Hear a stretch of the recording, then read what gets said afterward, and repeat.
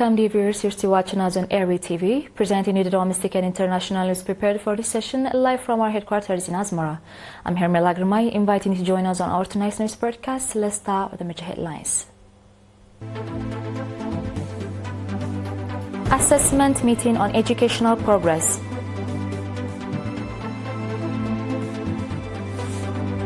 Voluntary blood donation.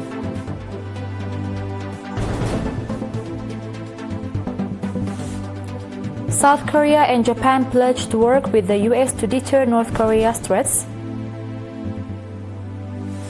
And Cambodia and the Philippines sign deals on bilateral cooperation.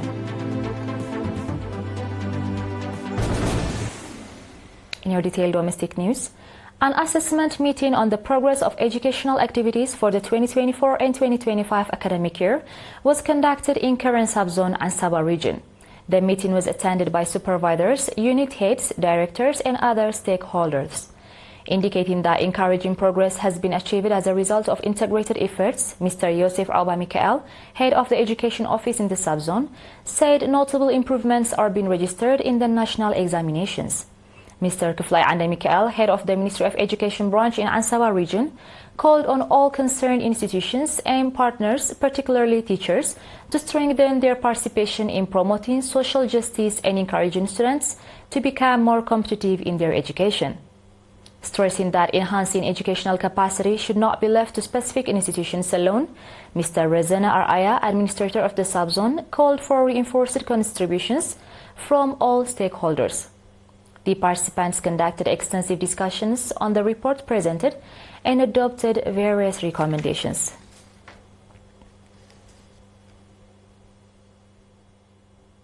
Members of the Ministry of Health branch in the Central region have voluntarily donated 56 units of blood. Mr. Suleiman Ramadan, member of the Promotion and Information Unit at the branch office, said that due to increased awareness, members are donating blood regularly and working earnestly for the success of the programs of the National Blood Transfusion Service and the Voluntary Blood Donors Association. He also called on other institutions to follow this noble initiative. Indicating that voluntary blood donation is part of their annual program, participants called for strengthened contributions with a view to saving lives through renewable blood donations.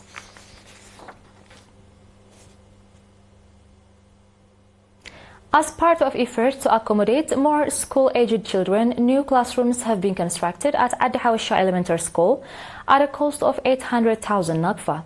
At the inauguration ceremony held on 3rd September, Mr. Belay Haptagabur, head of the Education Office in the Central region, said the construction of additional classrooms will significantly contribute to the teaching-learning process and expand access to education for more children. He also commended all those who supported the construction. Commending the initiative taken by the residents of Adhawsha and stakeholders, Mr. Tekiek Alata, Director General of Administration and Finance at the Central Region Administration, called for reinforced efforts to produce competitive students. The administrator of Adhawsha and members of the Parents Committee expressed appreciation for the valuable support provided by the Office of the Chief of Staff of the Eritrean Defense Forces for the construction of the classrooms. The ceremony also featured the presentation of certificates of appreciation and other programs.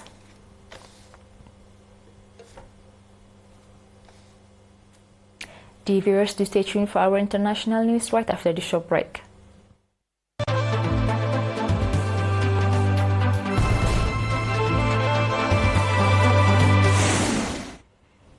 Welcome back. The South Korean and Japanese defense ministers agreed to maintain close cooperation with the United States against North Korea's nuclear threat and its growing military ties with Russia, South Korea's defense ministry said. South Korea Defense Minister Ahn Gyu-bak and his Japanese counterpart, Jun Nakatani, agreed to hold more defense talks and reaffirmed their commitment to the complete denuclearization of the Korean peninsula, the ministry said. The two nations would also pursue cooperation in high-end military technologies such as artificial intelligence, unmanned defense systems, and aerospace, it added.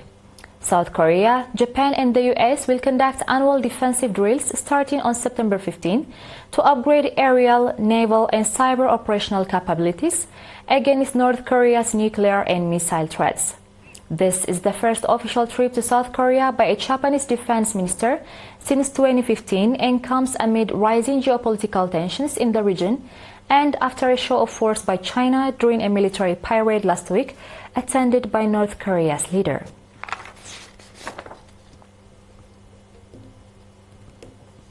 In other news, Cambodia and the Philippines signed today documents promoting bilateral cooperation in air connectivity, higher education, and combating cross-border crime. Cambodian Prime Minister Hun Manet and visiting Philippine President Ferdinand Romualdez Marcos witnessed the signing ceremony of the documents after their bilateral meeting at the Peace Palace in the Phnom Penh. Cambodian Prime Minister Hun Manet said that his country stands ready to be a reliable partner in contributing to the Philippine food security. Both sides also pledged to further enhance cooperation across multiple sectors, covering trade and investment, economic cooperation, and people-to-people connectivity after the event.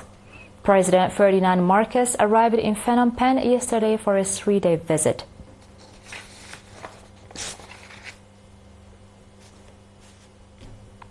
Dear viewers, you are done with the news prepared for this session, and it's time for a quick recap of the major headlines. Assessment meeting on educational progress.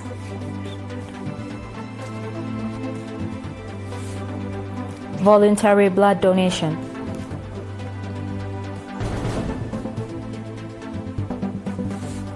South Korea and Japan pledge to work with the US to deter North Korea threats. And Cambodia and the Philippines sign deals on bilateral cooperation.